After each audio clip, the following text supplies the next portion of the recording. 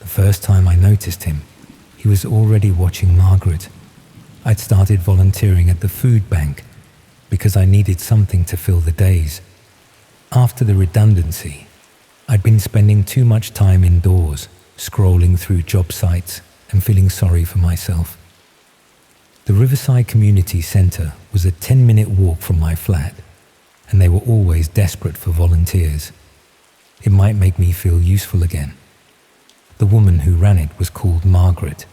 She was one of those efficient, no-nonsense types who wear sensible shoes and always know exactly what needs doing. She showed me round on my first day, explaining how they sorted donations, how the queue system worked, how to spot the regulars who might try to take more than their fair share. It was all very organized, very proper, a place that made you feel good about yourself just for being there. Most of the people who came through were exactly what you'd expect. Pensioners stretching their money, young mothers with tired eyes, the occasional rough sleeper who'd managed to clean themselves up enough to come inside. They were grateful, polite, the sort of people who'd fallen on hard times through no real fault of their own. It made me feel better about my own situation, if I'm being honest. At least I wasn't queuing for tin beans and day-old bread. The man I'm thinking about started coming in around my third week. He was different from the others somehow, though I couldn't put my finger on why at first. Well dressed for one thing. Not expensive clothes, but clean and pressed. Dark jeans, a grey jumper that looked like it came from Marks and Spencer. He was probably in his 50s, with greying hair and a face that wouldn't stand out in a crowd. Unremarkable if you passed him on the street. What struck me was how he moved through the space. Most people who came to the food bank had a particular way about them. Heads down, apologetic, trying not to take up too much room. This man walked like he belonged there. Not arrogant, exactly, but comfortable. Like he was doing us a favor by accepting our help. He always came on Tuesdays, usually around 11:30 when the morning rush had died down. Never rushed, never seemed particularly hungry. He'd chat with Margaret while she packed his bag, asking about her weekend, complimenting her cardigan. She seemed to like him, said he was one of the polite ones, not like some of the others who just grabbed what they could and left. I started paying attention to what he took. It wasn't much. A few tins, some pasta, maybe a loaf of bread. Never the fresh stuff, never the meat when we had it. Always the basics, things that would last. Like he was being deliberately modest, or maybe like he didn't actually need much food at all. I noticed she'd started locking the back room again, even when no one else was around. She never said why. The first time I spoke to him properly was on a Tuesday in October. Margaret had nipped out to collect a donation from the co-op, and I was manning the desk on my own. He came in with that same unhurried walk, smiled at me like we were old friends. He asked if Margaret was about, seemed disappointed when I said she'd be back in 20 minutes. Then he asked if I'd been volunteering long, how I'd heard about the place. Normal questions, the kind of thing people make conversation about. His voice was soft, well-spoken, the kind of accent that suggested a decent education, maybe a professional background.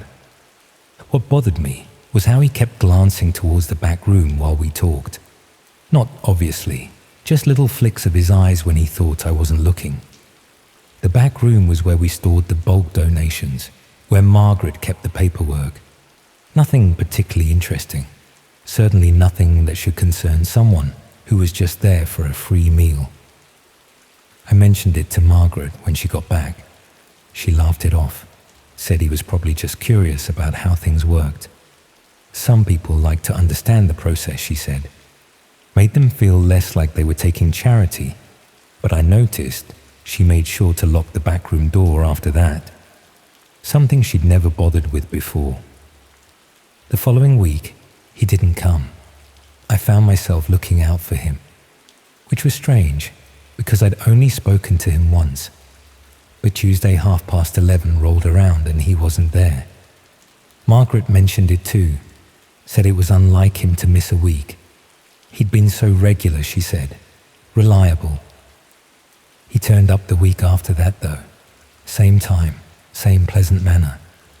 When I asked where he'd been, he said he'd been helping a friend move house. The answer was too smooth, like he'd practiced it. This time I watched him more carefully. He spent longer than usual talking to Margaret, asking about the other volunteers, about how the rota worked. Who came in when, whether we ever worked alone. She said Tuesdays were usually quiet. Sometimes it was just her. Sometimes only one person was in. I could see her becoming slightly uncomfortable, glancing at the queue building up behind him, trying to move the conversation along. It was then that I noticed something I'd missed before. While he was talking to Margaret, his hands were moving. Not fidgeting exactly, but purposeful little movements. Touching the edge of the desk, brushing against the sign-in sheet, picking up and putting down the pen we used for the register. Like he was mapping the space, memorizing the layout. I started asking Margaret about him after he'd gone. Casual questions, the sort of thing you might ask about any regular. How long had he been coming? Did he live locally? Had he mentioned what sort of work he used to do? But Margaret didn't know much more than I did. He'd started coming in the summer, she said. Always polite, always grateful. She thought he might have been made redundant too, like me. There was something about the way he carried himself that suggested he wasn't used to needing help. The next Tuesday, I made sure I was there when he arrived. I'd started taking more interest in the day-to-day running of the place, volunteering for extra shifts when I could. It gave me something to do, and I was becoming genuinely useful. Margaret had started leaving me in charge when she had to pop out, trusting me with the keys and the register. He seemed pleased to see me, asked how I was settling in. Then he did something that made my skin crawl, though I couldn't say why at the time. He leaned across the desk, lowered his voice like he was sharing a secret, and asked if I lived nearby. When I said yes, he smiled and said he thought he might have seen me around. Near the big Morrisons, then, walking past the bus stop. The thing is, I don't shop at Morrisons.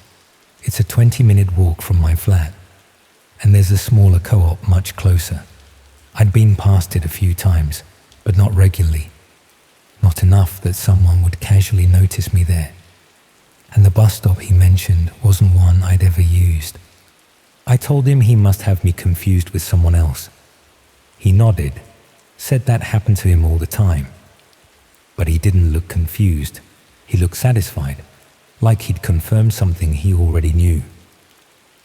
That night, I found myself thinking about him as I was trying to get to sleep. Something about the conversation had unsettled me, though I couldn't work out what. It was perfectly innocent, the sort of small talk you might make with anyone. But there was something underneath it, something that felt calculated. I started noticing things about my routine that I'd never paid attention to before. The route I took to the shops, the times I usually left the flat, the way I could see into my kitchen window from the street if the lights were on. It was like becoming aware of your own breathing. Once you start thinking about it, you can't stop. The following week, I made a point of being busy when he came in. I stayed in the back room, sorting through donations, letting Margaret deal with him. But I could hear them talking through the thin partition wall. The usual pleasantries, the same questions about her weekend. Then I heard him ask something that made me freeze. He wanted to know about the volunteers. How many of us were there, whether we had set days, whether Margaret ever had to work alone. She told him we were a small team, that Tuesday was usually quiet, that sometimes it was just her and one other person. I heard him make some comment about how hard it must be, running a place like this with so few people to help. When I came back out, he was just leaving. He nodded to me, smiled that same pleasant smile, but as he walked away, I saw him glance back at the building, taking in the windows, the entrance, the little alley that ran down the side where we kept the bins. The next morning, I found an envelope pushed under my door. No stamp, no postmark, just my name in block capitals. Inside was a photograph of me leaving the community center, taken from across the street. I was carrying a bag of shopping, looking relaxed, unaware. No note, no message. Just proof that someone had been watching me closely. I didn't say anything to Margaret. What could I say? That I had a bad feeling about someone who'd been nothing but courteous. That's what made it worse. And the worst part, the volunteering had given me purpose, a reason to get up in the morning. Without it, I was back to the endless cycle of job applications and rejection letters. I started looking for other volunteer opportunities, but my heart wasn't in it. Every time I walked past a community center or charity shop, I found myself checking for familiar faces, looking for signs that I was being watched. The photograph had poisoned something in me, made me suspicious of everyone. A few weeks later, I saw a small article in the local paper. A woman had gone missing from the next town over. She'd been volunteering at a homeless shelter, they said. A reliable person, not the type to just disappear. The last anyone had seen of her, she'd been locking up the shelter on a Tuesday evening. The article didn't mention whether anyone had been asking questions about the shelter's operations, or whether any of the volunteers had been photographed. But I knew, with a certainty that made my stomach clench, that they had been. I moved house 3 months later. A new town, a new start, a new routine. I told myself it was about the job market, about finding better opportunities. But really, I was running from the memory of that photograph, from the knowledge that someone had been watching me so closely. I never volunteered anywhere again. It's not that I stopped wanting to help people, but I couldn't risk it. Couldn't risk being that visible, that predictable. Because somewhere out there I knew he was still watching other community centers, other volunteers, other people who just wanted to help. The woman from the homeless shelter was never found. Neither were the 2 others who disappeared over the following months. All volunteers, all last seen on quiet weekdays when they might have been working alone. I sometimes wonder if I could have done more to stop him. If I'd spoken up sooner, been more insistent with the police, maybe those women would still be alive. But then I remember that photograph, the way it felt to know I was being hunted, and I'm glad I got away when I did, because I'm certain now that's what he was doing. Hunting, learning our routines, our vulnerabilities, our moments of isolation. And when he found what he was looking for, when he'd identified the perfect target, he took them. The volunteering was just cover, I think. A way to get inside these places, to study them from within. To find people who were isolated, who worked alone, who might not be missed immediately. People like me, trying to rebuild their lives after redundancy. People like those women who disappeared. I still get the occasional photograph in the post.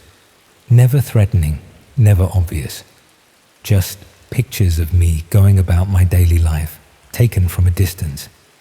A reminder that he knows where I am, that he's still watching, that I got away, but only just. Last one came yesterday. Me leaving the job center. On the back, just one word in those same careful block letters. Soon.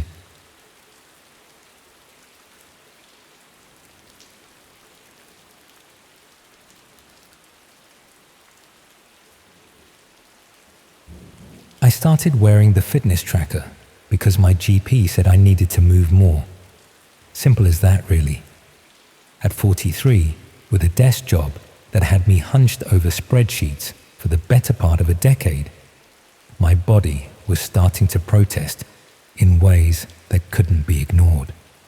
The persistent ache in my lower back, the way I'd get winded climbing the stairs to my flat, the general feeling that I was slowly dissolving into my office chair.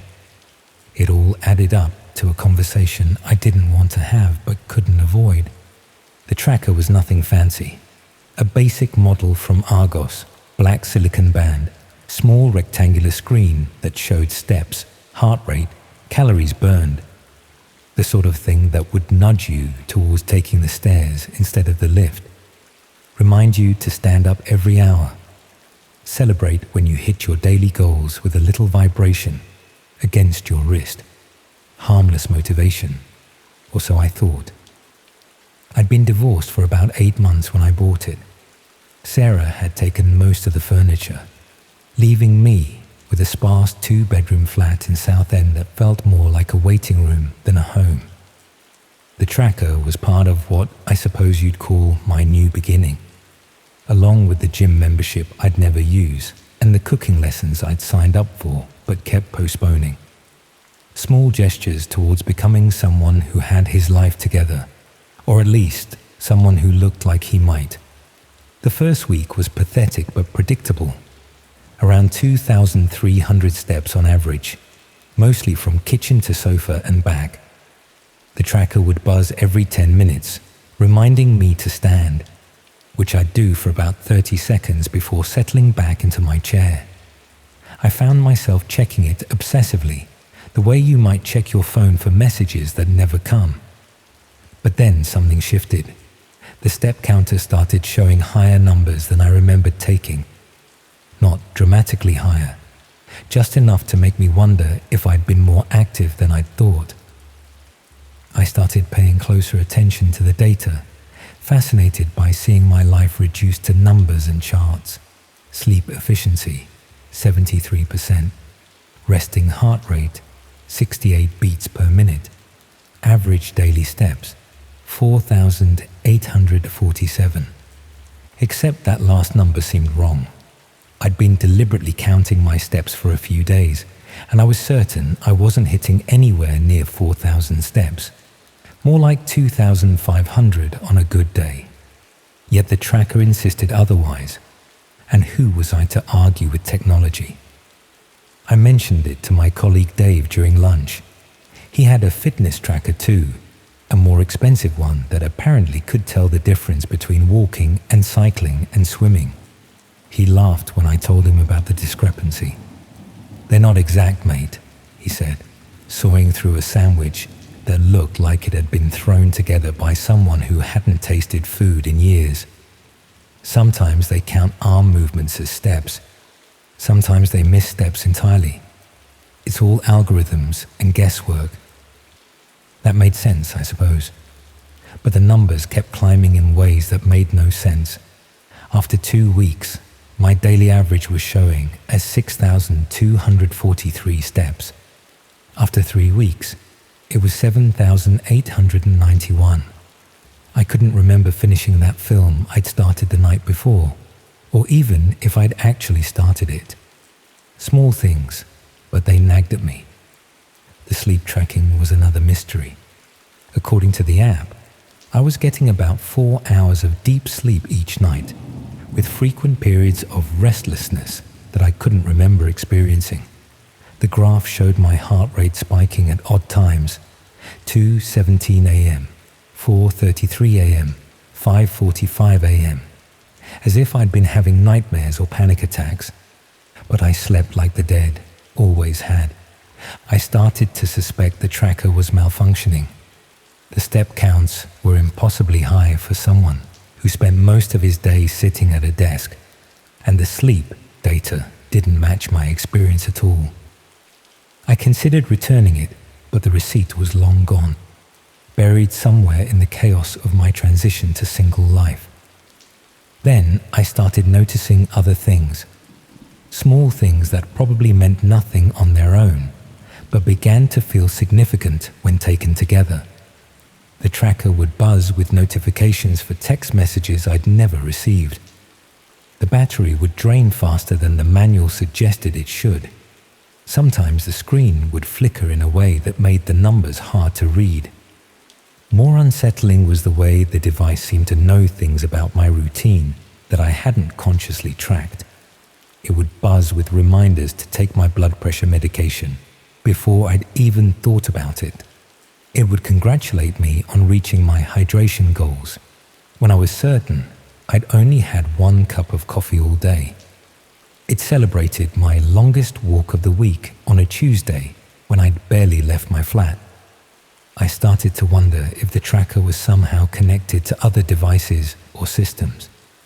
Maybe it was pulling data from my phone or my laptop or some other source I wasn't aware of. The privacy settings were buried deep in the app, and I'd probably agreed to all sorts of data sharing without reading the terms and conditions. That's how these things worked, wasn't it? You traded privacy for convenience, and most people never bothered to think about what they were actually giving up.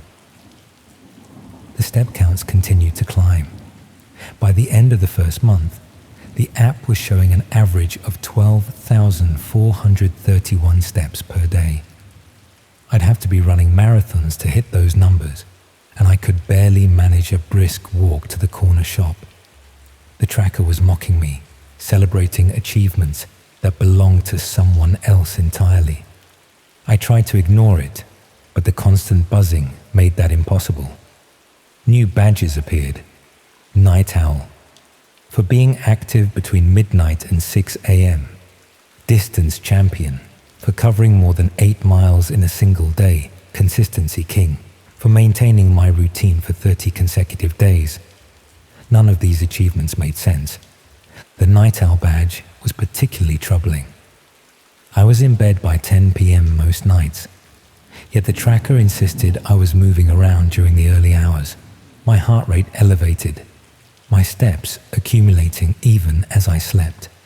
I started to pay closer attention to how I felt in the mornings, genuinely exhausted, as if I'd been awake all night.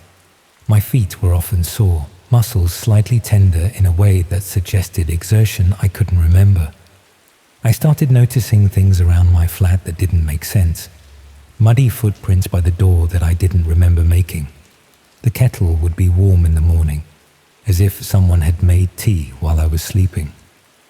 My keys would be in slightly different places than I remembered leaving them. Small things, but they accumulated. I tried taking the tracker off at night, leaving it on my bedside table while I slept, but the step count continued to accumulate, and the sleep data still showed the same patterns of restlessness and elevated heart rate. If anything, the numbers were higher when I wasn't wearing the device, as if my supposed nocturnal activity had intensified. I started to wonder if someone else was using my tracker. Maybe there was a way to connect multiple devices to the same account, or maybe the data was being mixed with someone else's. I searched through the app settings, looking for any indication that other users might have access to my data, but found nothing. The account was registered to my email address, secured with a password that I'd never shared with anyone. The possibility that someone else was somehow accessing my tracker led me to consider more disturbing explanations. Maybe someone was in my flat while I slept, wearing my tracker, moving around in the dark. It sounded insane, but the alternative explanations seemed equally implausible. I lived on the 3rd floor of a secure building with deadbolt locks and a chain on the door. Nobody had keys except me, and I'd changed the locks after Sarah moved out. I started to leave small tests for myself. A glass of water positioned carefully on the kitchen counter. A book left open to a specific page. Coins arranged in a particular pattern on the coffee table. Things that would be disturbed if someone was moving around the flat while I was unconscious. In the morning, everything would be exactly as I'd left it, which should have been reassuring, but somehow wasn't. The tracker continued its relentless celebration of my fictional fitness achievements. New badges appeared regularly: Explorer for visiting new locations, Social Butterfly for being active with friends, Early Bird for starting my day before sunrise. Each notification felt like a small mockery, a reminder that the device knew something about my life that I didn't understand. I started to document everything: screenshots of the app, notes about how I felt each morning, detailed records of my actual activity versus what the tracker claimed I was doing. I created a spreadsheet, because that's what you do when you're a middle-aged man, trying to make sense of something that doesn't make sense. Charts that might reveal a pattern I couldn't see. But the pattern that emerged was more troubling than reassuring. The tracker was consistently recording 8 to 10 hours of activity during times when I was certain I was asleep. Not just movement, but purposeful activity. Walking, climbing stairs, even what the app categorized as vigorous exercise. The heart rate data showed sustained periods of elevated pulse, as if I was running or engaged in strenuous physical activity. I started to consider the possibility that I was having some sort of medical episode.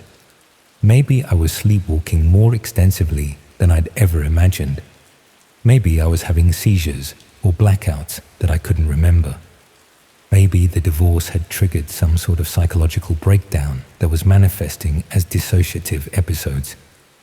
I made an appointment with my GP, the same one who'd recommended the fitness tracker in the first place. I explained my concerns about the discrepancy between the recorded data and my memory of my activities. She listened patiently, asked a few questions about my sleep patterns and stress levels, and suggested that the tracker might simply be malfunctioning. "These devices aren't medical equipment," she said, with the sort of gentle condescension that doctors reserve for patients who've been consulting the internet about their symptoms. "They're designed to give you a general sense of your activity levels, not precise measurements. If you're concerned about your sleep or your physical health, we can arrange for proper testing." She was right, of course. I was probably overthinking things, allowing my isolation and anxiety to transform a simple technical glitch into something sinister. I scheduled a sleep study, more to put my mind at ease than because I genuinely believed there was something wrong with me. But the sleep study was 3 weeks away, and in the meantime, the tracker continued its impossible recordings. I started to feel like I was living parallel lives. One where I was a sedentary office worker struggling with the mundane challenges of middle age, and another where I was apparently an active social person who regularly covered 15,000 steps a day and maintained a fitness routine that would impress a personal trainer. The disconnect between these two versions of myself began to feel less like a technical glitch and more like a fundamental challenge to my understanding of reality. I found myself questioning memories that had seemed solid, wondering if I might be forgetting significant periods of my life. Maybe I was more active than I remembered. Maybe I was going out more, doing things that didn't register in my conscious memory. I started to pay closer attention to my physical state. My legs did feel stronger than they had a few months ago. My stamina seemed to have improved, though I couldn't remember doing anything to improve it. My resting heart rate had dropped to 58 beats per minute, which was actually quite good for someone my age. Maybe the tracker was recording real improvements in my fitness, even if I couldn't remember the activities that had caused them. The app started to offer more specific feedback about my performance. It would congratulate me on maintaining a consistent pace during my evening walks, or achieving a new personal best for my morning run. It would suggest rest days when my metrics indicated I might be overtraining. It would recommend specific foods or supplements based on my activity levels and recovery patterns. The personalization was impressive, if slightly unnerving. The app seemed to know more about my physical condition than I did, offering insights and recommendations that suggested a level of data analysis that went far beyond simple step counting.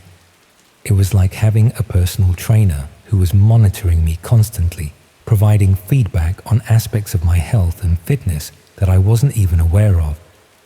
I started to appreciate the guidance, even if I couldn't understand how it was being generated.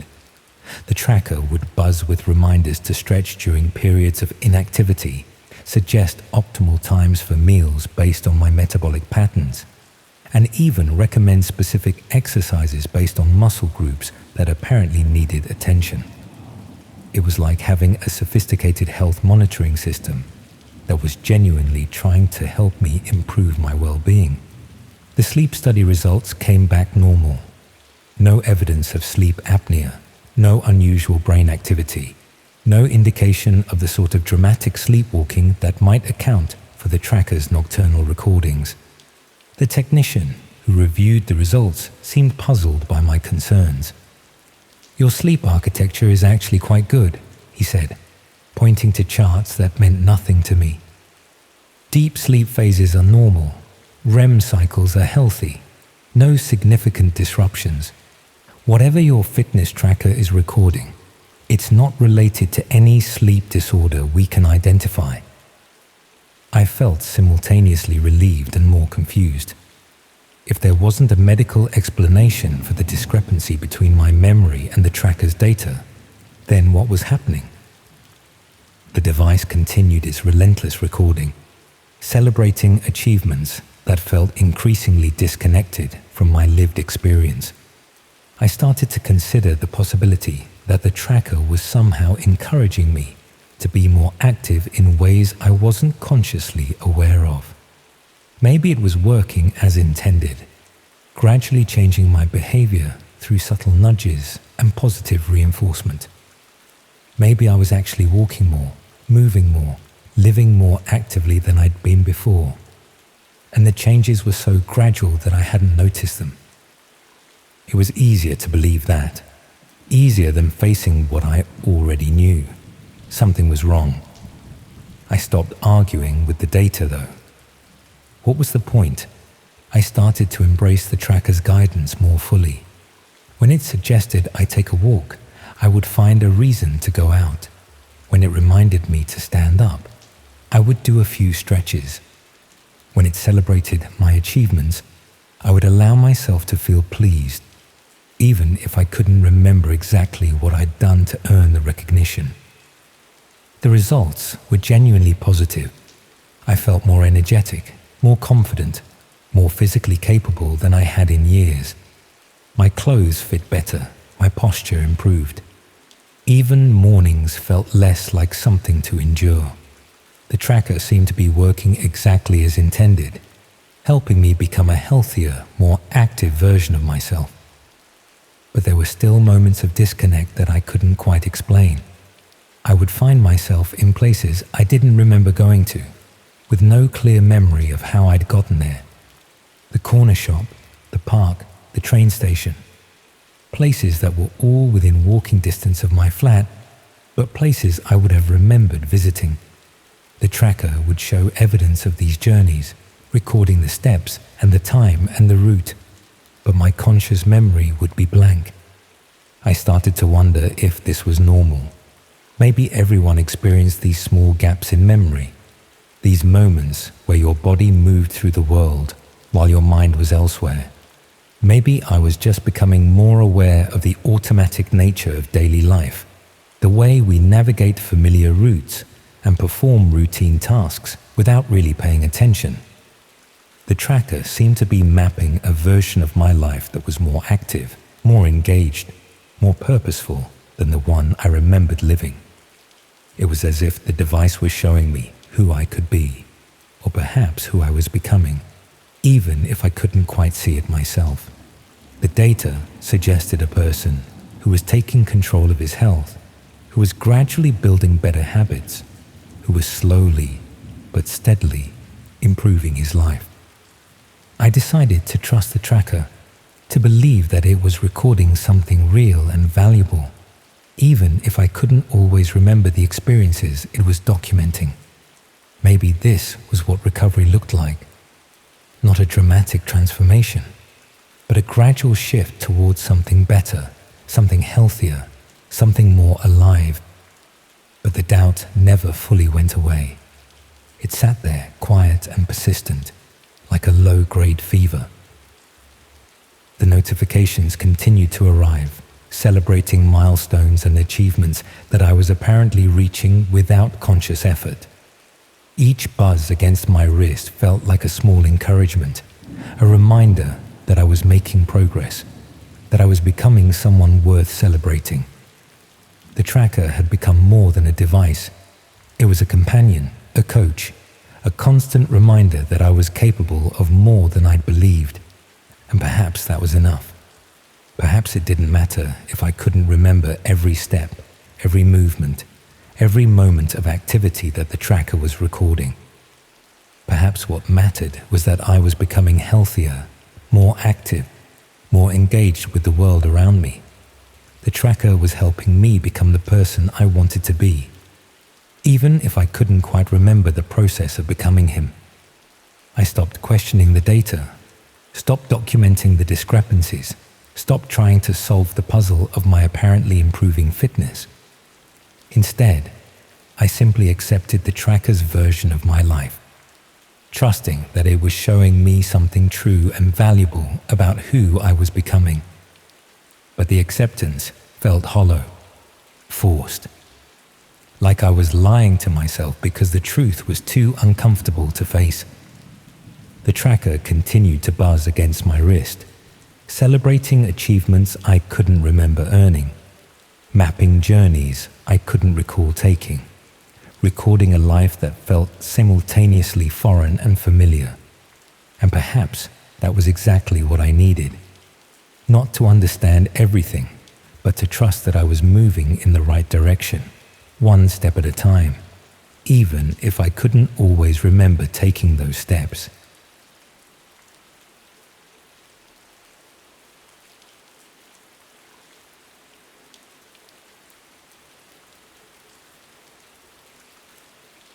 I should have known something was wrong when Mrs. Hartwell offered me £30 an hour to read to her husband.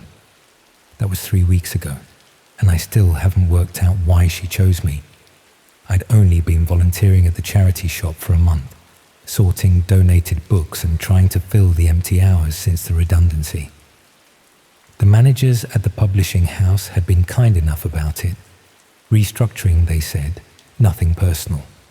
But at 42, starting over felt like walking into a room where everyone already knew what they were doing except me. Mrs. Hartwell came in on a Tuesday afternoon, impeccably dressed in that way wealthy older women manage without seeming to try.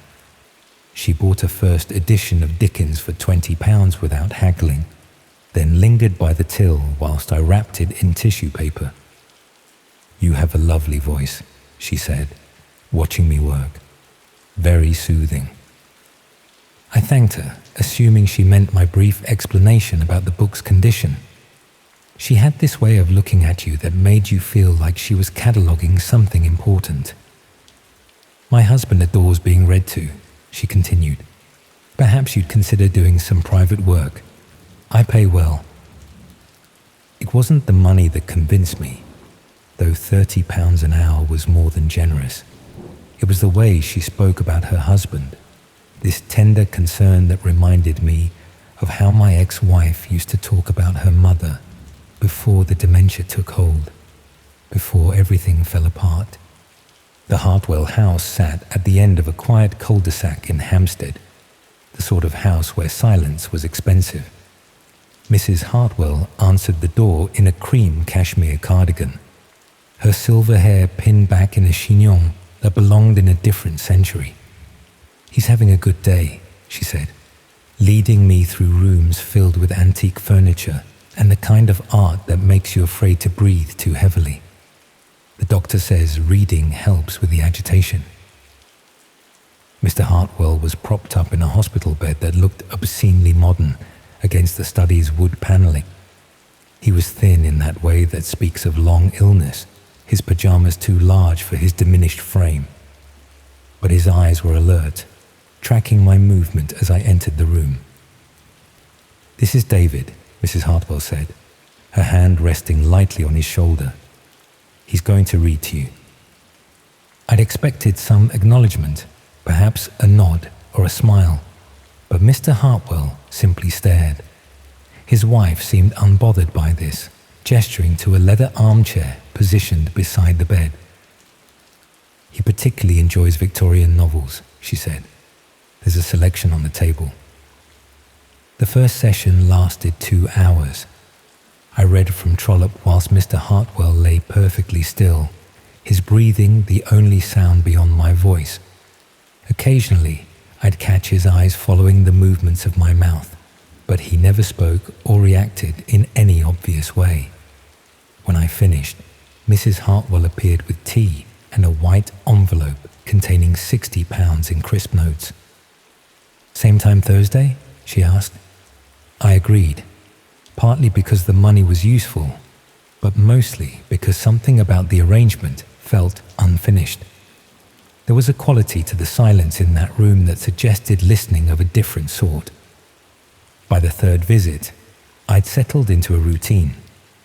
Mrs. Hartwell would greet me at the door, offer brief updates on her husband's condition, then leave us alone for exactly 2 hours. I'd read aloud whilst he listened, his pale eyes never leaving my face. The intimacy of it felt strange, but not unpleasant, like being trusted with something fragile. It was during the 4th session that I noticed the photographs. They were scattered across the mahogany desk in the corner, black and white images that looked like they'd been taken with a telephoto lens. The first showed a man leaving what appeared to be a tube station, his face turned slightly away from the camera. The second captured someone walking through a park, hands in pockets, shoulders hunched against the cold. I recognized the jacket in the third photograph, dark wool with a small tear near the left elbow where I'd caught it on a door handle months ago. The man in the image was me, captured mid-stride outside the charity shop. My voice faltered mid-sentence.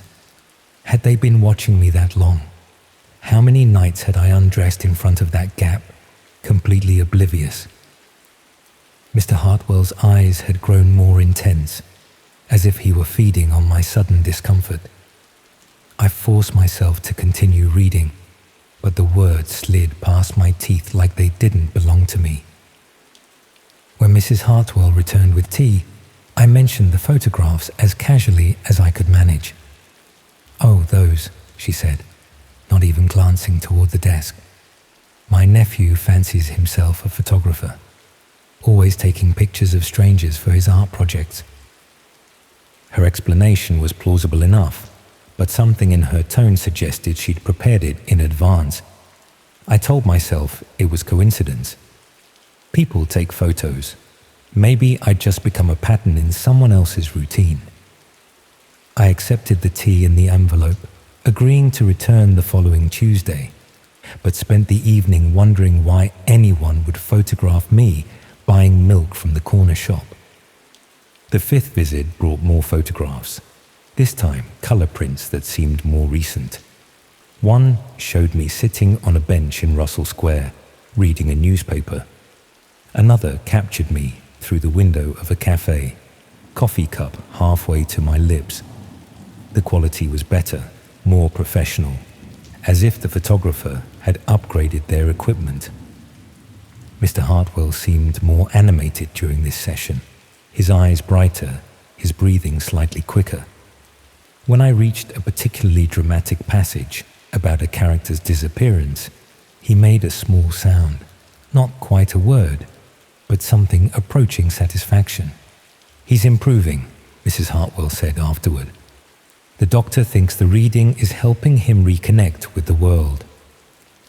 I wanted to ask about the photographs again, but she tilted her head slightly, hand briefly resting over mine.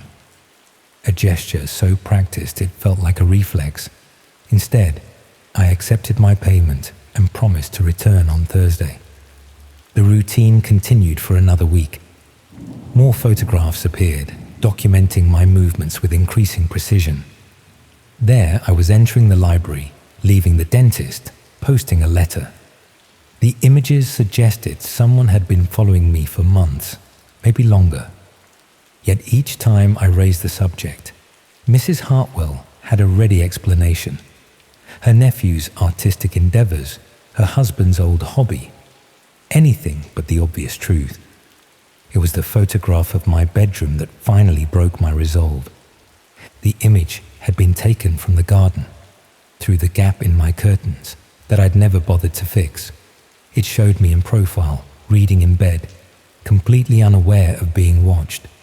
The invasion felt visceral, like discovering someone had been breathing on my neck for hours.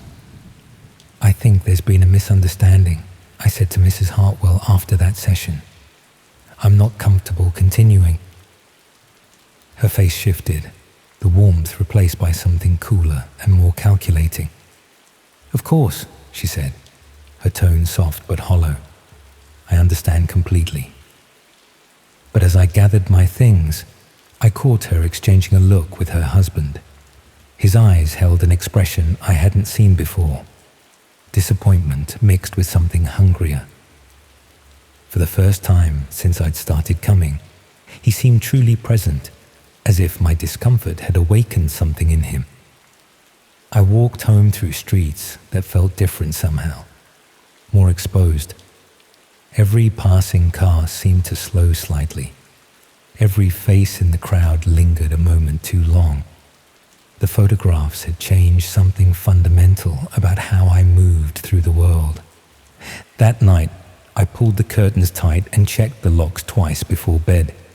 I drifted in and out, the dark never quite letting go, interrupted by dreams of camera lenses and the sound of Mr. Hartwell's breathing. I didn't return to the charity shop the following week, or the week after. The manager called twice, asking if I was all right, but I made excuses about feeling unwell. The truth was more complicated. I'd begun to notice things. The same car parked outside my flat on consecutive days. A woman in a red coat who seemed to appear wherever I went. The subtle click of a camera shutter in quiet moments. Perhaps it was paranoia, the kind that grows in the absence of routine and purpose. But when I found the manila envelope slipped under my door, containing more photographs and a note in Mrs. Hartwell's careful handwriting, "He misses your voice," I knew my instincts had been correct. The final photograph showed me standing at my kitchen window, looking out at the garden where the picture had been taken.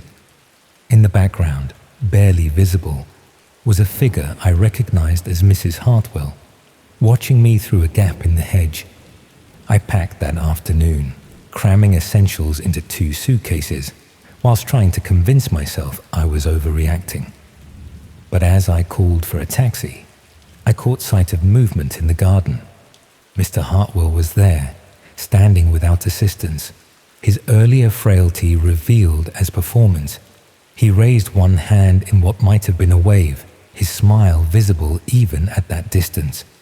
The taxi driver had to honk twice before I managed to tear myself away from the window.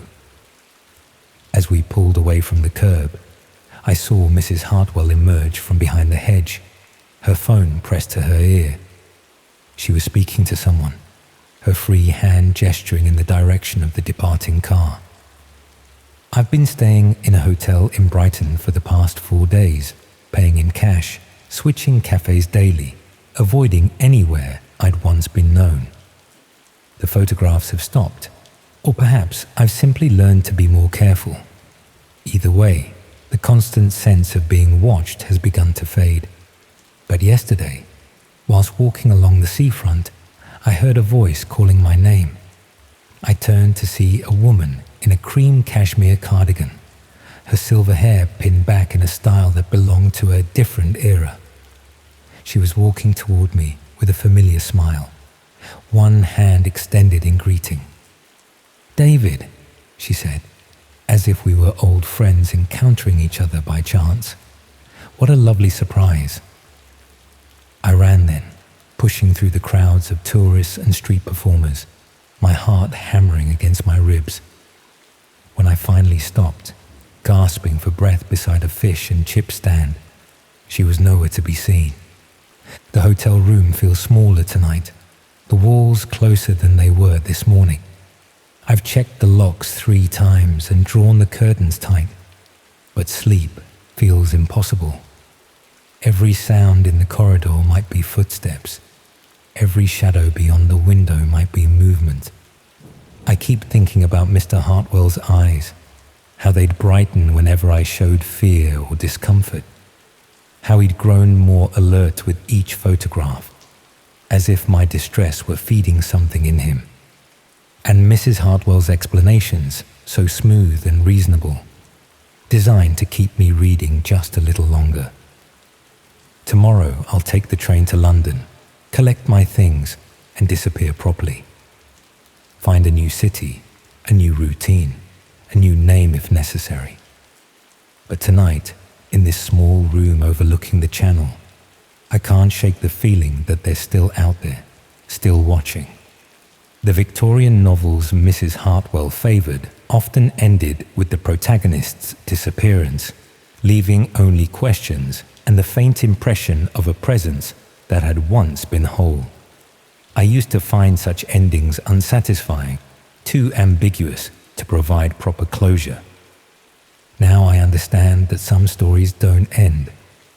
They simply fade into the spaces between certainty and doubt, leaving only the echo of footsteps in empty corridors and the persistent sense that someone, somewhere, is still listening.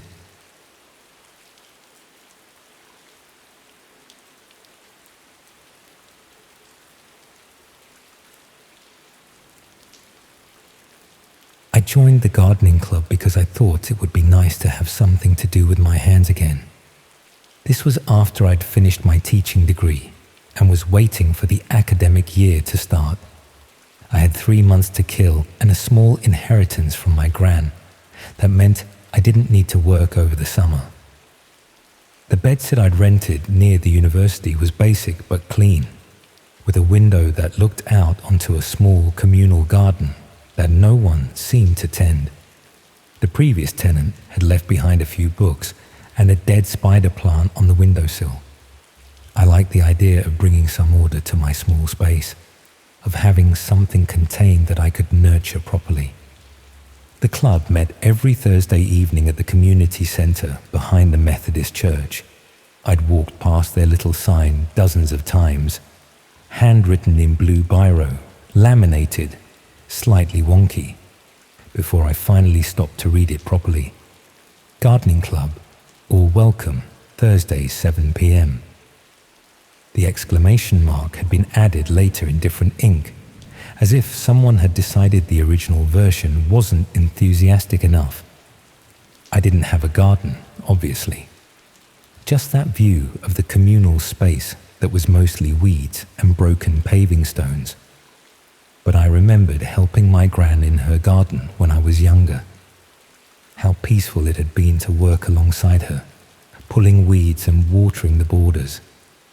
Her greenhouse overflowed with tomatoes, and she'd fuss endlessly over a rockery she was oddly proud of. I thought perhaps I could learn something useful, maybe even start growing herbs on my windowsill. The community centre smelled of instant coffee and floor polish. I arrived 10 minutes early, unsure of the etiquette, and found myself alone in a room full of plastic chairs arranged in a rough circle. The walls were covered in children's artwork, handprint flowers and cotton wool sheep, and there was a small kitchen area in one corner where someone had left a packet of digestives next to a chipped mug. The others started arriving just after 7. Margaret was first, a woman in her 70s with silver hair and soil permanently embedded under her fingernails. She introduced herself as the club secretary and handed me a photocopied sheet with the evening's agenda. "We're discussing companion planting tonight," she said, as if this were the most natural thing in the world. Then came David, who worked at the library and grew vegetables in his back garden. Janet, recently retired from the council, specialized in houseplants. There was a young couple, Emma and Phil, who just bought their first house and seemed eager to learn everything at once. And finally, there was Helen. Helen was probably in her 50s, with dark hair going grey at the temples and the kind of pale skin that suggested she spent more time indoors than the rest of us. She was quiet during the introductions, offering only her name and a brief smile. When Margaret asked what she liked to grow, Helen paused for a moment before saying, "Oh, a bit of everything really." There was something cloying about her presence, a sweetness that reminded me of overripe fruit or flowers left too long in a vase. The meeting itself was pleasant enough. We talked about which plants grew well together, which ones should be kept apart. Margaret had brought cuttings from her garden, little slips of mint and rosemary wrapped in damp kitchen roll. David showed us photographs of his prize-winning marrows. Emma and Phil asked questions about soil pH and fertilizer. Helen didn't say much, but she listened intently. When Janet mentioned struggling with aphids on her roses, Helen quietly suggested ladybirds and companion planting with marigolds. When Phil complained about slugs eating his lettuce, she mentioned coffee grounds and copper tape. She seemed to know quite a lot, actually. Though she offered her advice so softly, you had to lean in to hear her properly. After the meeting, we all filtered out into the car park together.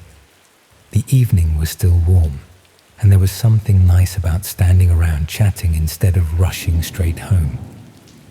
Margaret was giving Emma the phone number of someone who sold organic compost, and David was showing Phil pictures of his greenhouse setup on his phone. Helen had parked near the back, under one of the old oak trees that bordered the car park. Always the same spot, I noticed, though I wasn't sure why that struck me as significant. As I walked towards the road, I caught sight of her at her car, the boot already open as if she'd planned this part of the evening in advance.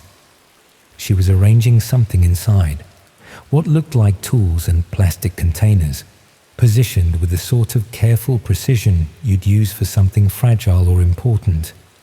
I thought nothing of it at the time. Or rather, I told myself I thought nothing of it. The following week, I arrived a few minutes late and found the group already deep in discussion about winter preparations. Helen was there again, sitting in the same chair, wearing the same sort of muted cardigan she'd had on the week before. She nodded hello when I sat down, and that cloying sweetness seemed stronger tonight, mixed with something earthier that made me think of compost bins and root cellars. This time, when the meeting ended, I made a point of walking out with her. I was curious about her, I suppose. She seemed knowledgeable, but reluctant to share, as if she were holding something back. Inside the community center, she was all hesitation and quiet smiles. But as we stepped into the car park, something shifted in her posture. She moved with more purpose, more certainty.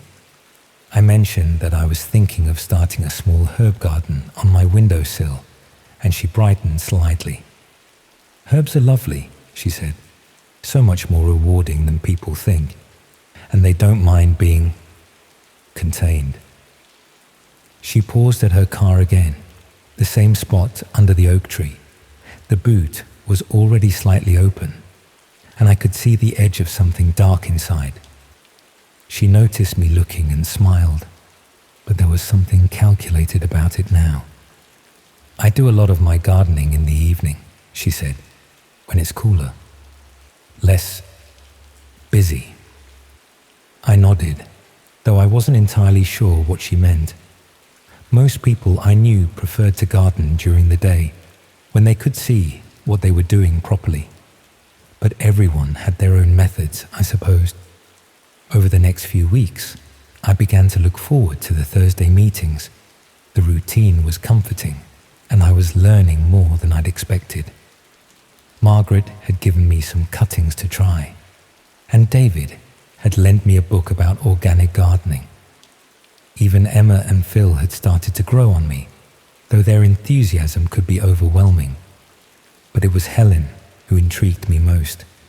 She had a way of listening that made you feel like she was absorbing every word you said, filing it away somewhere. And when she did speak, her suggestions were always practical and surprisingly effective. She seemed to know exactly what plants needed, how to fix problems, when to prune and when to leave things alone. There was something almost predatory about her attention, the way she seemed to catalogue every detail. I started paying more attention to her after the meetings. She always left alone, always parked in the same spot, always had something in her boot.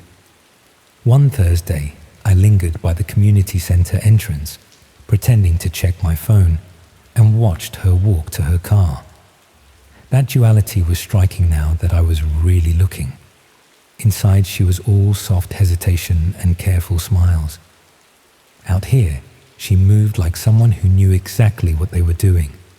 She loaded what looked like a spade and a large plastic container into her boot, then drove away towards the industrial estate on the other side of town.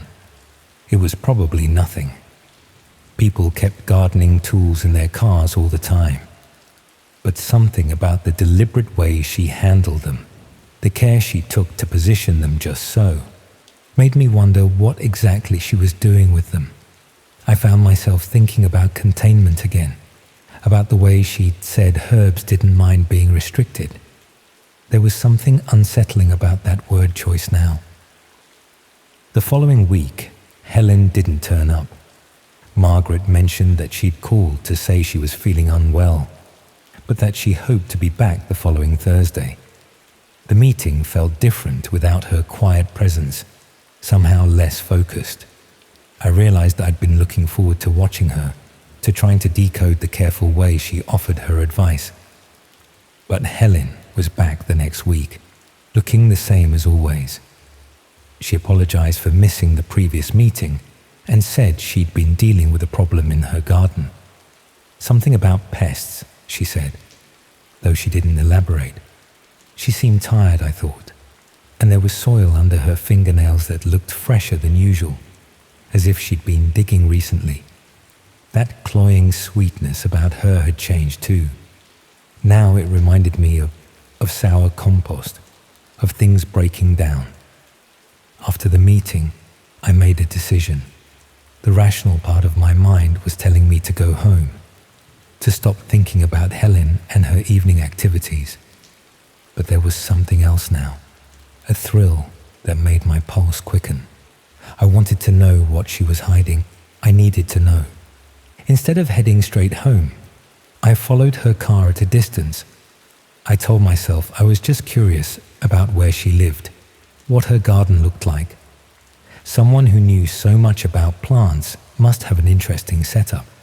But even as I thought it, I knew I was crossing a line. She drove through the town centre and out towards the industrial estate, exactly as I'd expected. But instead of turning into one of the housing developments, she continued past them to a more rural area I didn't know well. The roads became narrower, lined with hedgerows and the occasional farmhouse. Eventually, she turned down a lane that seemed to lead nowhere in particular. I stopped following then. It felt too intrusive, too strange. But as I drove home, I couldn't shake the feeling that I'd seen something I wasn't supposed to see. The excitement of it was almost overwhelming. The next Thursday, I arrived early and positioned myself where I could watch the car park through the community centre window. Helen's car was already there, parked in its usual spot. But this time, the boot was open, and I could see her moving things around inside. She seemed to be rearranging something, making space.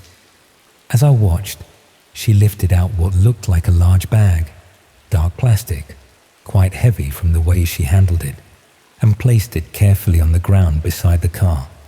She stood there for a moment, looking down at it, then glanced around the car park. I moved away from the window quickly, not wanting to be caught watching. When I looked again a few minutes later, the bag was gone, and Helen was walking towards the community center, her hands empty. During the meeting, I found it difficult to concentrate. Helen was sitting directly opposite me, participating in the discussion about winter pruning with her usual quiet authority. She looked perfectly normal, perfectly harmless. But I kept thinking about that bag, about how she'd handled it, about the industrial estate and the narrow lane that led nowhere. My thoughts were becoming less ordered now, more fragmented. I found myself watching Helen's hands as she spoke, noting the way she gestured when she talked about removing dead growth, about making space for new things to flourish. When the meeting ended, I lingered again, watching as everyone made their way to the car park. Helen walked to her car as always, but this time she didn't open the boot.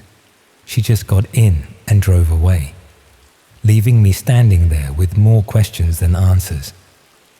I started doing some research, not about Helen specifically, I didn't even know her surname, but about the area where she'd driven, about what might be out there. The industrial estate was mostly small businesses and storage units.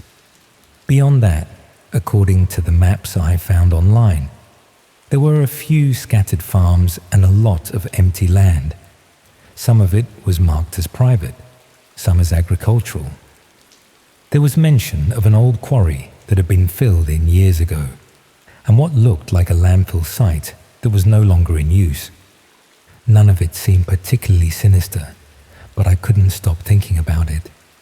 About Helen's evening gardening sessions, about the tools in her car, about the way she'd looked at that bag in the car park.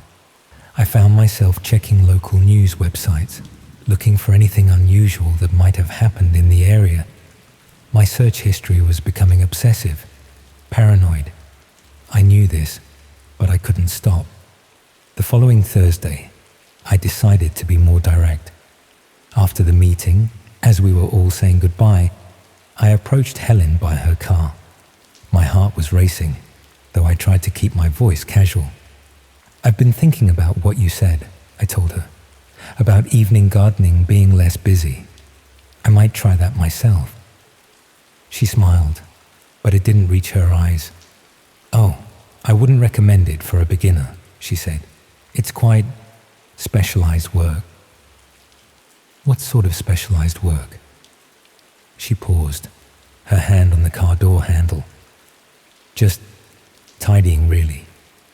Getting rid of what doesn't belong. It's important to make room for things that matter." Something in her tone made me take a step back.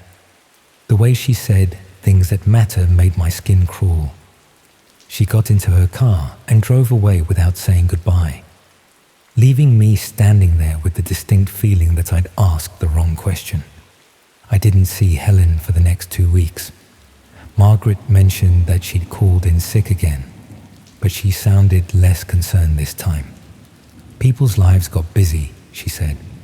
Not everyone could commit to coming every week, but I was committed now, in a way I hadn't expected. I found myself driving out to the industrial estate one evening, following the route I'd seen Helen take. The narrow lane was easier to find than I'd thought, and I drove slowly down it, looking for any sign of recent activity. The lane ended at a gate marked private property, no trespassing. Beyond it, I could see open fields, and in the distance, what looked like the edge of the old quarry. The gate was chained shut, but the chain looked new, and there were fresh tire marks in the mud beside it. I sat in my car for a few minutes, engine running, trying to decide what to do. The sensible thing would be to drive home and forget about Helen and her evening gardening. But something about those tire marks, about the newness of that chain, made me want to know more. I parked the car and walked up to the gate. The land beyond looked undisturbed, just grass and weeds and the occasional tree. But as I stood there, I noticed something else.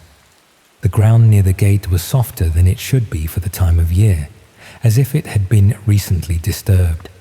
And there was a smell in the air, not the cloying sweetness I associated with Helen, but something else. Something that made my stomach lurch and my pulse quicken. It was the smell of things decomposing, of organic matter breaking down in ways that felt wrong. I felt nauseous suddenly, dizzy. My hands were shaking as I gripped the gate, and I had to take several deep breaths to steady myself. Whatever was happening here, whatever Helen was doing, it wasn't gardening. Not the kind that involved flowers and vegetables and carefully tended borders. I was about to turn back when I heard a car coming down the lane. I quickly got back in my car and drove away, but not before I glimpsed a familiar vehicle in my rearview mirror. Helen's car, heading towards the gate. The next Thursday, Helen was back at the gardening club. She looked tired, but she seemed more relaxed than she had in weeks. When Margaret asked how her garden was doing, Helen smiled and said it was coming along nicely. She'd finally dealt with that pest problem, she said. Sometimes these things took time, but persistence always paid off in the end. The way she said pest problem made my blood run cold. There was something satisfied about her tone, something final. There was something in her smile that made it feel less like a resolution and more like a confession. Emma was still taking notes like every word might save a dying plant, completely oblivious to the undercurrent in Helen's voice. After the meeting, I didn't follow her. I went home and sat in my bedsit, looking out at the communal garden that no one tended. I thought about what Helen had said about tidying work, about removing things that didn't belong. I thought about the gate with its new chain, about the disturbed earth, about the smell of decomposition that had been stronger than any compost should be. I stopped going to the gardening club after that. I told myself it was because I was getting ready for the new term, that I needed to focus on my teaching preparation. But really, I just couldn't sit in that circle anymore. Listening to Helen's quiet voice offering advice about growth and nurturing and the best ways to help things flourish. Sometimes, when I read the local news online, I find myself scanning the missing persons reports, looking for patterns, for connections, for anything that might explain what I think I saw. There's never anything conclusive, of course. People disappear for all sorts of reasons. They move away, they start new lives, they simply choose not to be found. Or perhaps they encounter someone who believes they don't belong, someone who thinks it's important to make room for things that matter. But I can't stop thinking about Helen's garden, about her evening work, about the way she'd looked at that bag in the car park, about the smell of decomposition that was stronger than any compost should be. I've started growing herbs on my windowsill, as it happens. Nothing fancy, just basil and mint and a small rosemary plant. They're doing well, considering they don't get much sun. I find myself pruning them regularly, removing the dead leaves, making sure nothing unwanted takes root. There's something satisfying about that control, about deciding what gets to grow and what doesn't. Sometimes, when I'm tending them, I think about what Helen said about containment, about herbs not minding being restricted. I think about how she moved in the car park, purposeful and certain.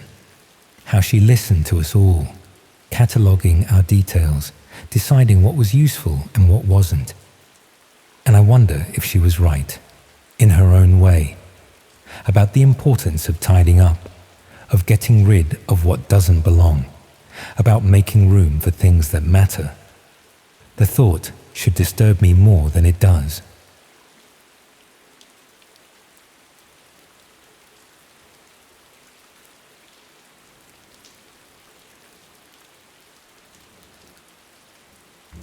I started volunteering at the hospice because my GP said I needed something to occupy my mind.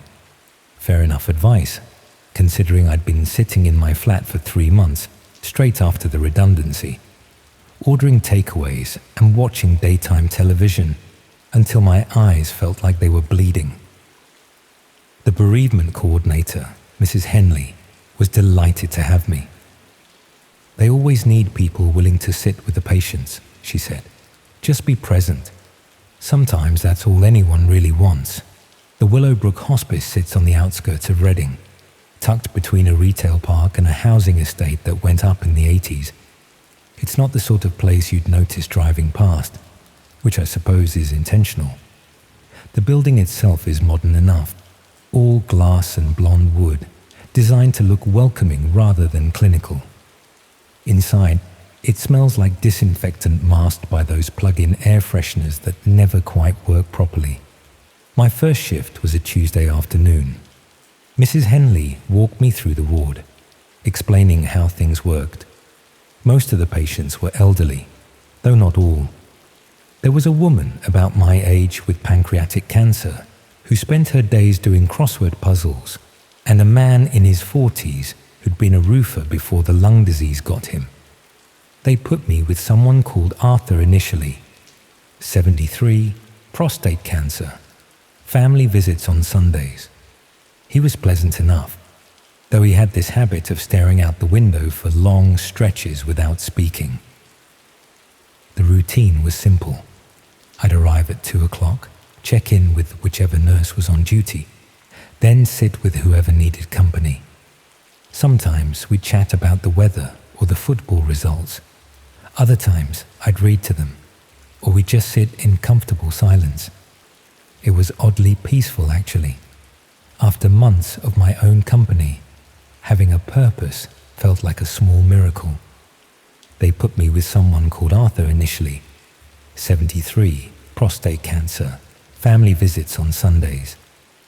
Arthur reminded me of my dad. Quiet, sharp-eyed, proud of small things like his crossword skills and the way he could still tie his shoes without help. He had this habit of staring out the window for long stretches without speaking. It was during my 3rd week that I first noticed the woman in the family room.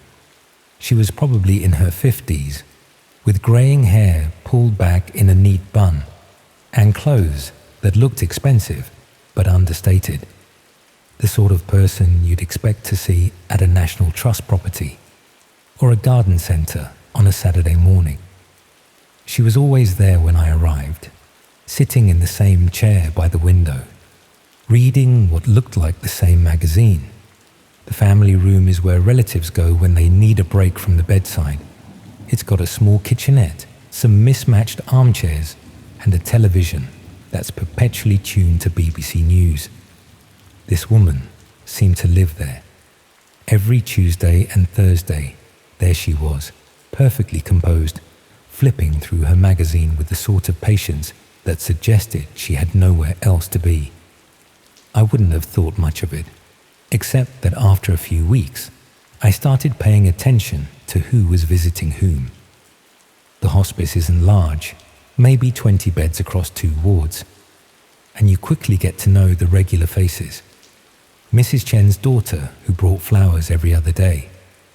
The teenage grandson, who came to see his grandfather after school. The couple who took turns sitting with their son, never both together, as if they couldn't bear to witness each other's grief. But I never saw this woman go into any of the rooms. She'd arrive, settle into her chair, and stay there for hours.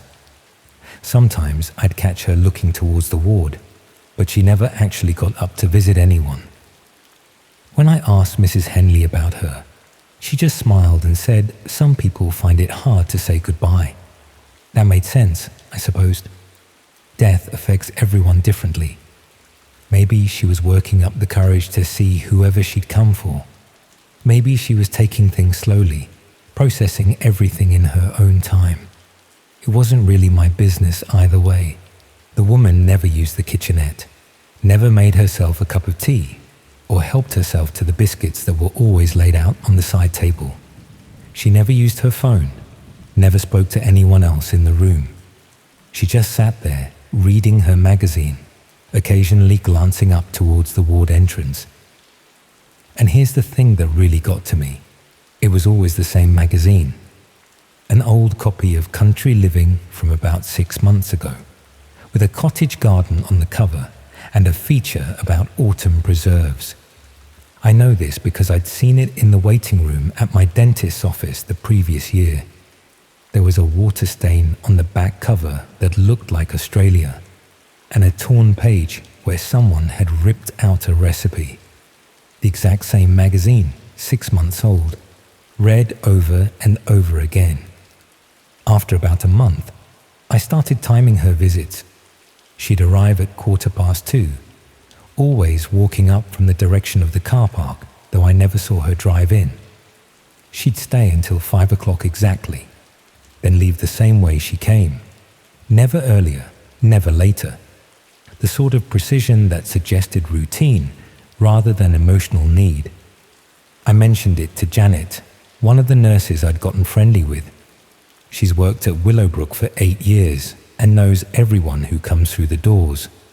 But when I described the woman, Janet frowned like I was describing someone from a dream. "There's no one there," she said flatly. I thought maybe she was thinking of someone else, so I pointed the woman out the next time I saw her. Janet looked where I was indicating, then back at me. The family room was empty, except for Mr. Morrison's sister, who was about 30 and had red hair. The woman I'd been watching was gone, though I could have sworn she'd been there just moments before. That evening, I found myself thinking about it more than I should have. There was something about the whole situation that felt wrong, though I couldn't articulate why. The woman wasn't doing anything particularly unusual. Plenty of people struggle with hospital visits, and everyone has their own coping mechanisms. But there was something in the way she held herself, the way she never quite seemed to be looking at anything specific, that made me uncomfortable. I decided to do a bit of investigating. Nothing dramatic or intrusive, just some casual observation. The next Thursday, I made a point of arriving a few minutes early and positioning myself where I could see the family room clearly. Sure enough, at 2:15, there she was. Same chair, same magazine, same distant expression. This time, I watched her more carefully. She turned the pages of her magazine at regular intervals, but her eyes never seemed to focus on the text. Every few minutes, she glanced towards the ward entrance, not as if she was expecting someone, but as if she was checking that something was still there, or maybe checking that something wasn't. I tried to follow her when she left, but she had a way of disappearing that seemed almost deliberate. One moment, she'd be walking towards the car park. The next, she'd be gone. Not dramatically. She didn't duck behind cars or run off. She just wasn't there anymore. The sort of thing that makes you question your own attention span. After 6 weeks of this, I started having dreams about her. Nothing particularly frightening, just unsettling in the way that dreams can be. I'd be sitting in the hospice, and she'd be in her usual chair. But when I looked closely, the magazine she was reading would be blank, or the pages would be covered in photographs of rooms I didn't recognize, empty spaces with furniture positioned in ways that felt fundamentally wrong. It was around this time that I started paying attention to the patients themselves. Not in any professional capacity. I'm not medically trained and wouldn't presume to diagnose anything.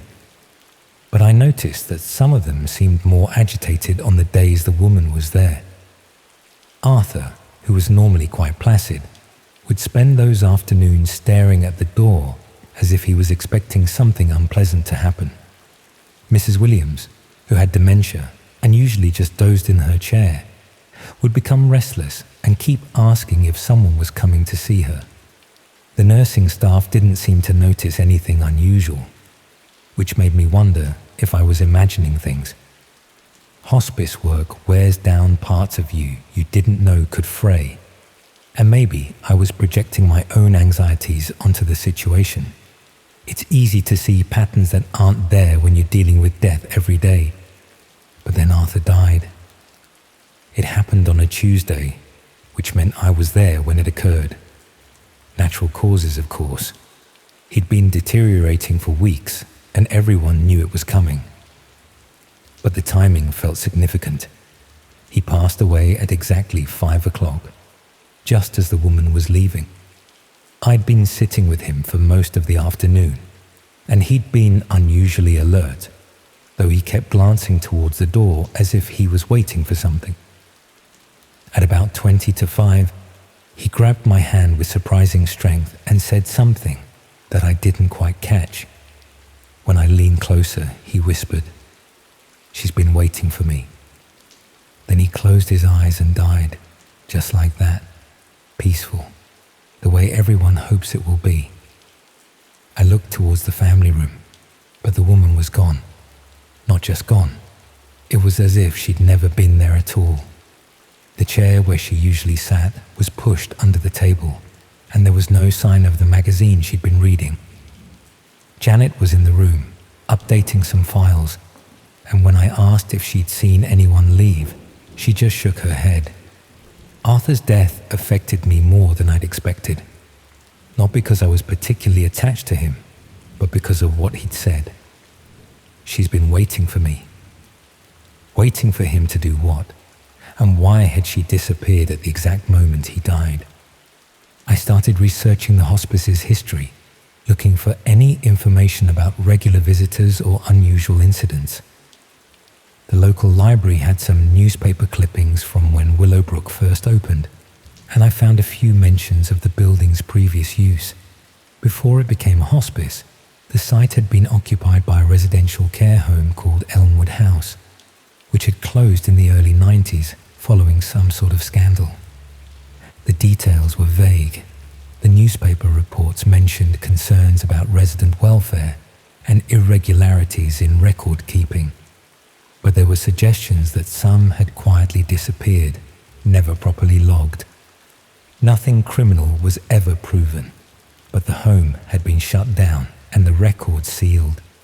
The building had been demolished, and Willowbrook had been built on the same site about 10 years later. I found myself thinking about this more than was probably healthy.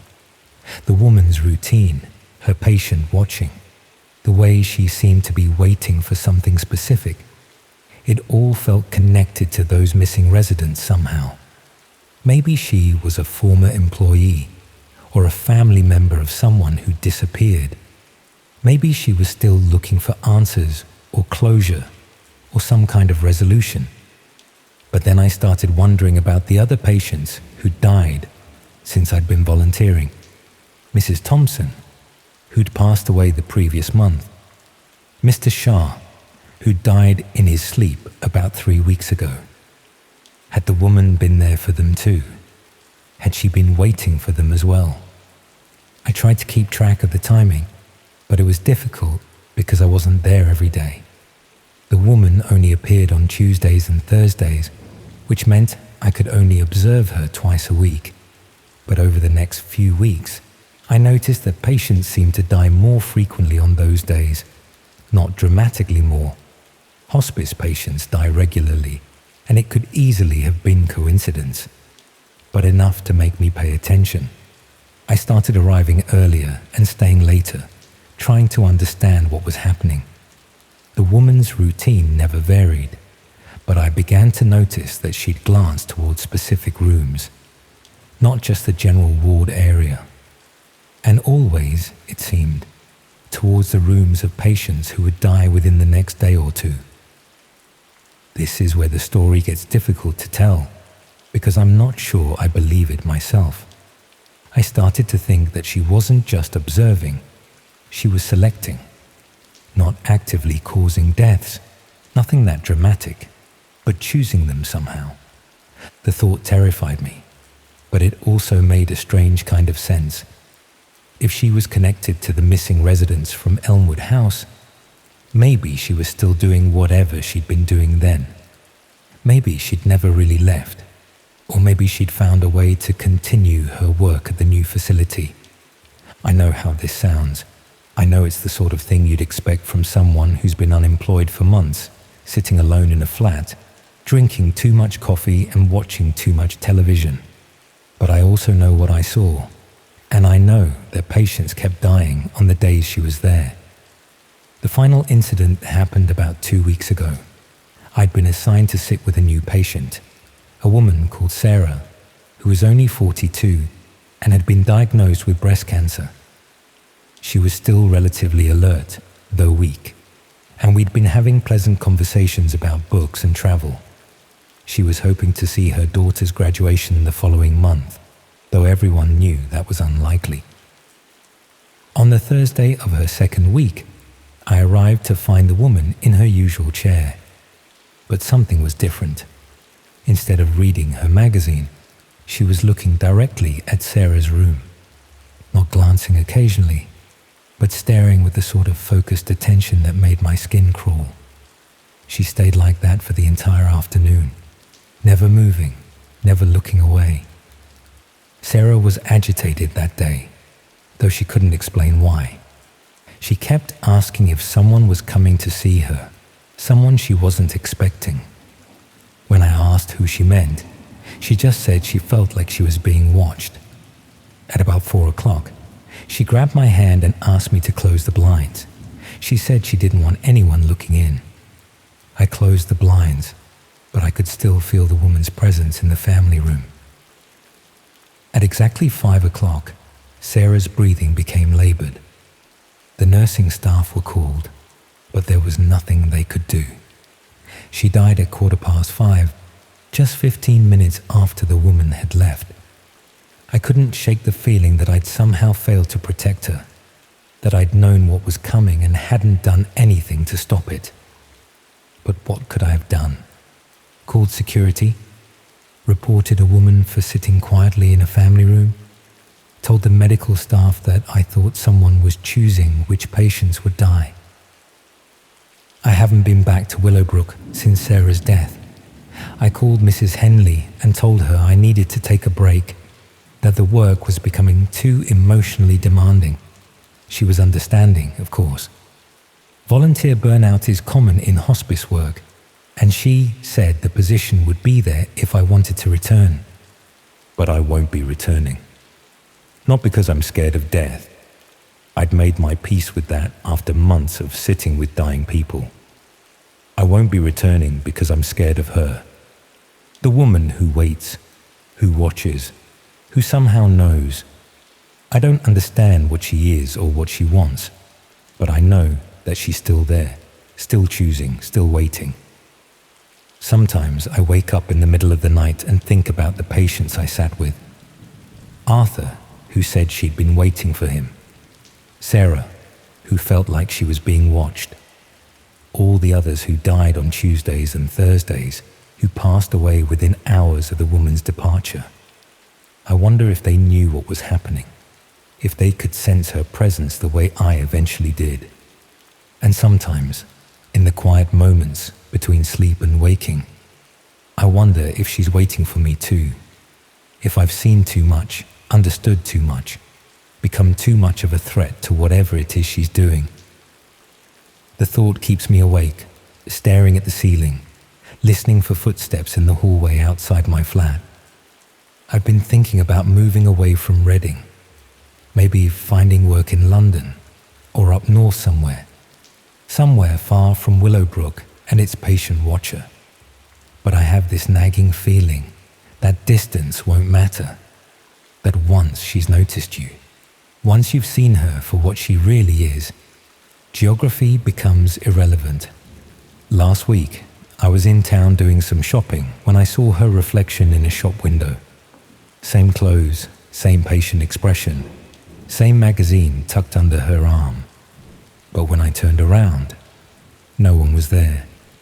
Just the usual crowd of people going about their daily business, none of them paying any attention to me. I told myself it was my imagination, that months of unemployment and volunteer work had left me jumpy and paranoid. But as I walked home, I couldn't shake the feeling that I was being followed. Not obviously. I never saw anyone behind me when I looked, but there was something in the rhythm of footsteps, the way shadows fell across the pavement, that suggested patient observation. That night, I double-locked my front door and closed all the curtains.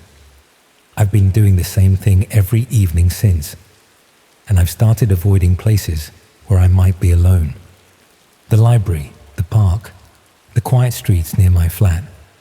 I stick to busy areas now, surrounded by people, hoping that crowds might offer some protection.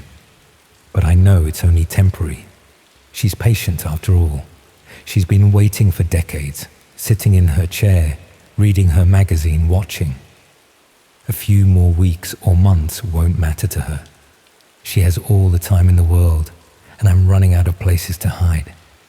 I've started leaving my lights on at night, not because I'm afraid of the dark, but because I'm afraid of what might be sitting in it, waiting for me to fall asleep. Sometimes I think I can hear the sound of turning pages, the soft whisper of paper against paper coming from somewhere just outside my bedroom door. The unemployment benefit has run out, and I'll need to find work soon. Real work, not volunteering. Maybe that will help. Having a routine again, being around people, focusing on something other than death and waiting rooms and women who shouldn't exist. Maybe if I can just get back to normal life, she'll lose interest and move on to someone else. But I don't think it works that way. I think once you've seen her, once you've understood what she is, you become part of whatever it is she's doing. Another name on her list, another appointment to keep. And when the time comes, she'll be there, sitting patiently in her chair, reading her magazine, waiting for you to realize that your time is up. I suppose I should be grateful that she's patient, that she doesn't rush things or cause unnecessary suffering. But there's something horrifying about the inevitability of it all, the calm certainty that she brings to the process. Death is supposed to be random, chaotic, unfair. Having someone choose when and how it happens, someone who sits and waits and watches, makes it infinitely worse. I've been thinking about telling someone, the police maybe, or a journalist, someone who might be able to investigate Willowbrook, to find out what really happened to those missing residents at Elmwood House. But what would I say? That I saw a woman reading a magazine, and now I think she's choosing who dies. That patients seemed agitated on the days she was there, that she disappeared at convenient moments. It sounds insane even to me, and maybe it is. Maybe months of isolation and grief work have finally caught up with me, and I'm seeing connections that don't exist, finding patterns in random events. Maybe the woman in the family room is just a grieving relative, and the timing of deaths is nothing more than coincidence. But I know what I saw. I know what I felt. And I know that somewhere, right now, she's sitting in her chair, turning the pages of her magazine, waiting for the next name on her list, waiting with the patience of someone who has all the time in the world and the quiet satisfaction of someone who always gets what they want in the end.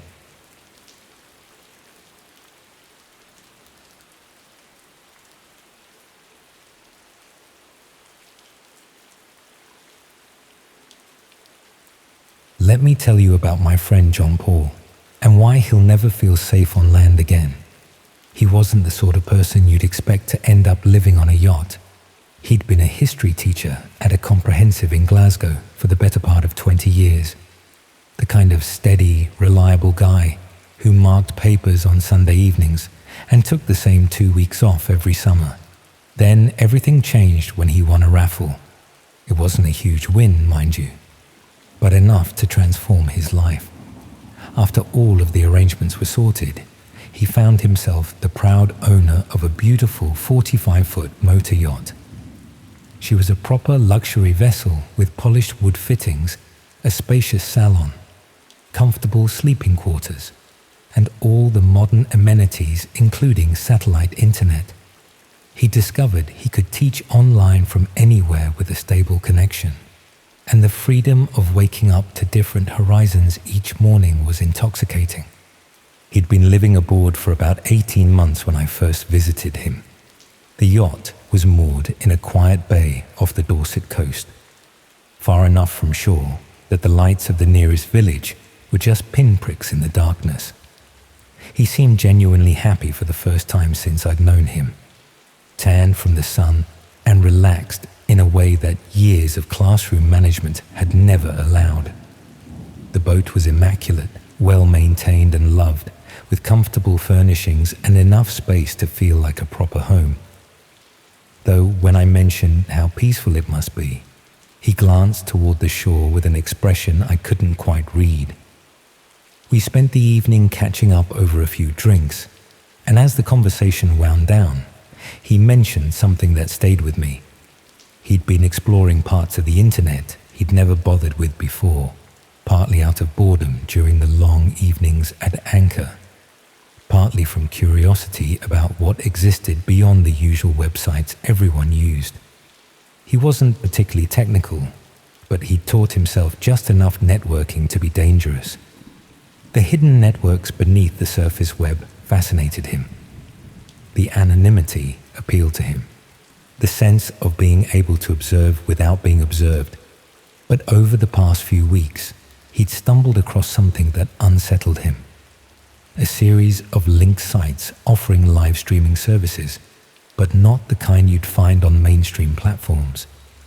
These streams showed real people in real situations, often without their knowledge, sometimes against their will. He described it as a network of interconnected feeds, some showing seemingly innocent content like people in their homes or workplaces, others displaying scenarios orchestrated for the viewer's entertainment. The most disturbing aspect was the interactive element. Viewers could influence what happened on screen through various means, turning passive observation into active participation. What bothered him most was how professional the operation appeared. This wasn't some amateur setup run by a handful of perverts in their spare time. The streaming quality was excellent, the user interface sophisticated, and the whole system seemed designed to handle thousands of concurrent viewers. Someone was running this with serious resources and technical expertise. The conversation moved on to other topics, but I could tell the subject was weighing on his mind. He had always been the sort of person who felt responsible for fixing problems, even when they weren't his to solve. I suspected he was wrestling with whether to report what he'd found, though to whom and with what evidence, I couldn't say. I left the next morning, returning to my own routine in London, and didn't think much more about our conversation until he called me a few weeks later. His voice was different, strained in a way I'd never heard before. The streaming network had evolved since our last conversation. New sections had appeared, offering more extreme content, and more people were watching. But the change that terrified him was personal. He'd recognized one of the locations being streamed. It was his yacht. The feed showed his main cabin from an impossible angle, as if the camera was positioned inside the paneling itself. He could see his comfortable seating area, his navigation station, even the books he'd left open on the polished dining table. The image quality was crystal clear, updating in real time, showing every detail of his private space. At first, he thought it might be some kind of technical error or coincidence, but when he moved around the spacious cabin, his actions reflected on the stream with no delay. Someone had somehow placed surveillance equipment inside his beautiful yacht without his knowledge. Thousands of strangers were watching his every move. The chat beside the stream was filled with comments about him, discussions of his daily routine, speculation about his background and personal life. Some viewers seemed to know details about his past that weren't publicly available, suggesting they'd researched him extensively. Others were making suggestions about what should happen next, treating his situation like entertainment. He had immediately started searching his vessel for hidden cameras, but found nothing obvious. The equipment had to be there somewhere, capturing video and audio, transmitting it to the streaming network, but it was concealed well enough that an amateur search revealed nothing. More troubling was the realization that this level of surveillance required serious planning and resources. Someone had accessed his boat, possibly multiple times, to install the necessary equipment. They'd studied his movements, learned his patterns, and chosen their moment carefully. This wasn't random targeting. It was a deliberate operation focused on him. He tried various approaches to regain his privacy. He covered every surface that might conceal a camera, disconnected his internet connection, even moved to different anchorages. But the stream continued, suggesting the surveillance system was more sophisticated than he'd initially thought. He attempted to contact other boat owners through marine radio, hoping to warn them or find allies, but his transmissions were met with silence or interference. The worst part was the interactivity and how quickly it escalated. The chat messages shifted from commentary to direct instructions, asking him to retrieve specific objects, move to certain areas of the boat, even step outside at designated times. At first, he dismissed them as trolls, but when he ignored the requests, strange disruptions followed. His GPS would drop out. The weather forecast he'd checked an hour earlier would suddenly show different data. His generator failed twice without clear cause. It was possible these were all coincidences, but the timing was too precise, too convenient. Someone was manipulating his environment, making his life aboard increasingly difficult, forcing him to comply with the viewer's wishes simply to maintain basic comfort and safety. He tried to report the situation to the authorities, but explaining the problem proved almost impossible. The streaming sites were accessible only through hidden networks. The evidence was ephemeral, and his situation sounded far-fetched even to his own ears. The police were polite but skeptical. The Coast Guard suggested he might be suffering from isolation-induced paranoia, and his internet service provider insisted their systems were secure. Meanwhile, the stream audience continued to grow. The viewer count reached several thousand, and the chat was now moderated by users who seemed to have administrative privileges. They organized the other viewers, coordinating their demands, turning his imprisonment into structured entertainment. The breaking point came when he realized the surveillance wasn't limited to his boat. The streaming network had expanded to include feeds from the shoreline, showing the bay where he was anchored, the nearby village, even the road leading to the marina. Someone was tracking his movements across a much wider area than he'd initially understood. Even more disturbing was the discovery that other boats in the area were also being monitored. The network included streams from various vessels, some with people aboard who seemed unaware they were being watched. Others apparently empty, but still under surveillance.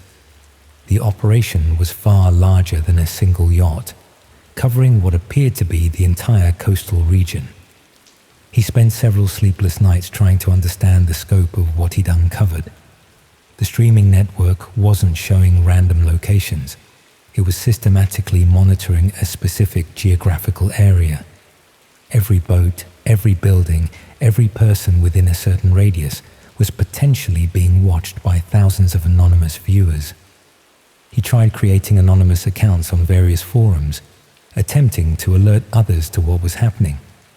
But his posts were quickly deleted and his access revoked. When he tried to document the streams by taking screenshots, his computer would crash. Every attempt to gather evidence or reach out for help was somehow thwarted. The realization that he was trapped pushed him toward panic. He couldn't leave without being tracked. couldn't stay without being watched, couldn't contact anyone without his communications being monitored. Every choice he made was being observed and judged by an audience that viewed his situation as entertainment. The technical sophistication required for this level of surveillance was staggering. Someone had installed cameras and tracking equipment across miles of coastline, established a network capable of handling thousands of simultaneous video streams, and created a user interface that allowed viewers to interact with the content in real time. The resources involved suggested either a very wealthy individual or a well-funded organization with access to military-grade surveillance technology. His attempts to escape were also systematically thwarted. When he tried to sail away from the monitored area, his engine would develop problems, or his navigation equipment would malfunction. When he attempted to call for help, his radio would experience interference, or his mobile signal would disappear. Every route to freedom was blocked by technical difficulties that seemed too convenient to be accidental. The psychological pressure became unbearable. He was constantly aware of being watched, unable to relax even in what should have been the privacy of his own boat. He'd taken to sleeping in different locations each night, covering himself with blankets to avoid the cameras, but he knew these were futile gestures. The surveillance system was too comprehensive, too well designed to be defeated by such simple measures. The chat messages grew increasingly invasive, with viewers discussing intimate details of his life, making predictions about his behavior, treating him like a character in a reality television show. Some messages were sympathetic, expressing concern for his well-being, but others were cruel, suggesting ways to increase his distress for their amusement. He began to suspect that his situation was part of a larger experiment or entertainment program. The systematic nature of the surveillance, the careful manipulation of his environment, the organized response from the viewing audience all suggested a level of planning that went beyond simple voyeurism. The most terrifying aspect was the growing realization that escape might not be possible. The surveillance network covered such a wide area that leaving meant venturing into unknown territory, where the monitoring might be even more comprehensive. The technical capabilities demonstrated so far suggested resources and expertise that made traditional law enforcement seem inadequate to address the situation. Days passed. The isolation was absolute. He was surrounded by water, trapped in a situation that sounded so bizarre that even his closest friends would struggle to believe it.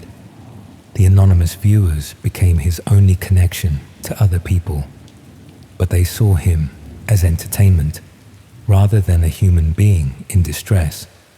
During one of his more desperate attempts to trace the source of the stream, he stumbled across what looked like an internal admin panel, likely exposed through a forgotten link or outdated login. It wasn't polished or secure, but it revealed more than he was meant to see. There was a basic map showing streaming points all along the British coastline, with hundreds of active feeds, not just from boats, but from ports, coastal roads, even remote cottages. It became clear the system was organized. Different regions were broken up into sections, each apparently managed by separate user groups who shared data between them. The layout, the consistency, the scale of it all. This wasn't just some underground voyeur ring. The coordination and resources involved made it feel like something far more serious. He started to wonder if what he'd uncovered wasn't just a criminal enterprise, but part of a larger commercial or even state-run operation. The viewer numbers were staggering, reaching into the hundreds of thousands during peak times, with users paying substantial fees for access to different levels of content. The interactive elements allowed viewers to influence events in real time, creating a form of reality entertainment that generated enormous revenues for the operators.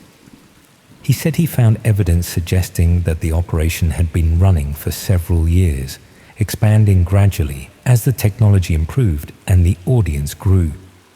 The early streams had been crude and limited, but the current system was capable of providing high-definition video and audio from multiple angles, with sophisticated image processing that could track individuals even in crowded environments. The realization that he was just one of thousands of unwilling participants was both terrifying and oddly comforting. He wasn't being specifically targeted. He was simply unlucky enough to have discovered his own surveillance, while most others remained ignorant of theirs.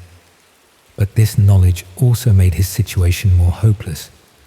If the operation was as large and well-funded as the evidence suggested, then individual escape was unlikely. Our phone conversations became less frequent as his situation deteriorated. His voice grew weaker each time we spoke, the strain of constant vigilance taking its toll. He'd been eating poorly, sleeping in brief snatches, jumping at every sound that might indicate someone approaching his boat. The final call came a few weeks ago.